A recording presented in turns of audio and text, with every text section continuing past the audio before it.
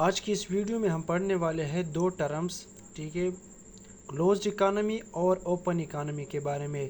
ان دونوں ٹرمز میں ڈیفرنس کیا ہے، ٹھیک ہے۔ تو سب سے پہلے جو ٹرم ہے کلوزڈ اکانومی، اس کو ہم پڑھتے ہیں۔ تو کلوزڈ اکانومی کا مطلب کیا ہے؟ An economy that doesn't interact with other economies in the world, ٹھیک ہے۔ اس کا مطلب یہ ہے کہ کوئی بھی ملک، ٹھیک ہے، اور اسی ملک کی ظاہری بات ہے اکانومی ہوگی جو چیزیں ایکسپورٹ یا امپورٹ کر رہا ہو، ٹھیک ہے۔ تو اگر کوئی ملک، ٹھیک ہے، کسی اور ملک کے ساتھ ٹریڈ نہ کر رہا ہو، مطلب ایکسپورٹ امپورٹ اس کے ساتھ نہ کر رہا ہو، ٹھیک ہے، تو دونوں ملک کی اکانومی میں جب ٹریڈ نہ ہو رہا ہو، ٹھیک ہے، اور کوئی ملک نہ کر رہا ہو، تو اس ملک کی جو اکانومی ہوگی اس کو ہم کیا کہیں گے؟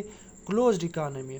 فار ایگزامپل پاکستان ہے، ٹھیک ہے، تو پاکستان کی ظاہری سی بات اکانومی ہوگی نا، تو پاکستان کی اکانومی کیا ہے؟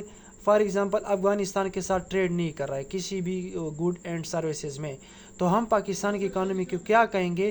کلوزڈ اکانومی، ٹھیک ہے۔ اسی طریقے سے اوپن اکانومی کا مطلب کیا ہے؟ In economy that interact freely with other countries economies around the world.